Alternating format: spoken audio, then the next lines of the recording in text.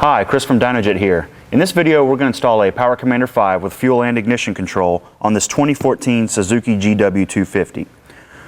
To install this, we're going to need to remove the fuel tank, but we're going to go ahead and get started with the seat, the two side panels below the seat, the bodywork at the front of the fuel tank, and this small panel right here at the front of the fuel tank.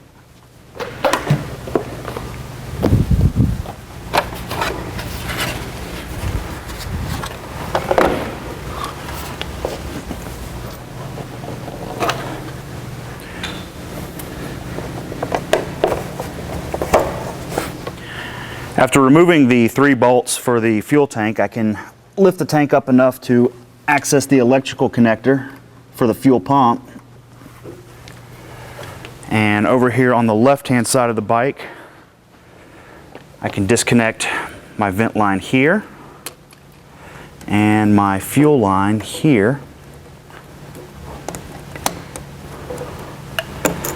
And now I can lift the tank up. After removing the fuel tank, I want to take this heat shield off from underneath. And the last thing I'm going to remove is this bracket holding the 2 map sensors and the pair valve. So I'm going to start routing my Power Commander harness. I'm going to route it along the inside of the left frame rail. I need to go under this frame cross member here for the rear shock. I'm going to secure my Power Commander's ground wire with the small ring lug to the negative terminal of the bike's battery. And I'm going to use the supplied Velcro strip to secure the module to the top of the battery. My first connection is going to be to the vehicle's crank position sensor over here on the right hand side of the bike near the rear shock.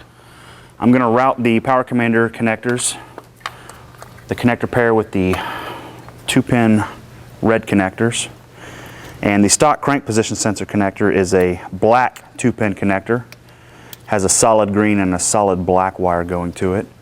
I'm just going to plug my Power Commander connectors in line with those stock connectors. Our next connections that we'll come to is our fuel injectors. We're going to start with our left fuel injector. We're going to unplug the stock wiring harness from the left fuel injector, and we will plug the Power Commander leads with the orange colored wires in line with the left fuel injector.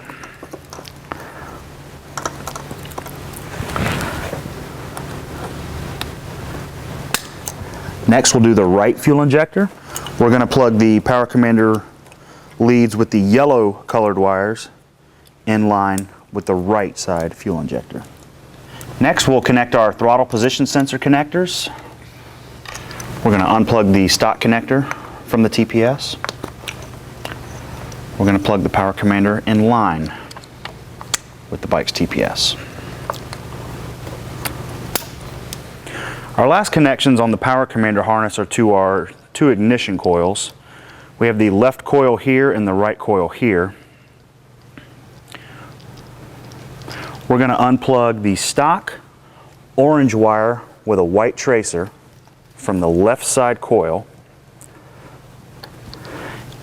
And we're going to connect the Power Commander leads with the red wire white tracer in line with the stock orange white wire and the ignition coil.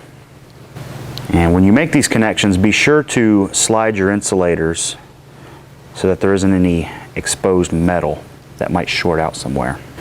And then I'm going to take the red white wire with the empty spade and plug that directly onto the coil.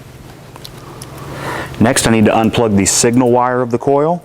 That's going to be a solid black wire on the lower tab. The stock wire is going to go to the Power Commander's solid green, and the white wire with a green tracer is going to go on the lower coil tab. We only have 1 pair of leads to go to the right coil. That is a solid gray wire on the upper coil tab on the right side coil. The stock gray wire is going to go to the solid blue wire on the Power Commander harness. And the white wire with the blue tracer is going to go directly onto the upper coil tab. And now that we have everything installed, we can go ahead and reassemble the bike.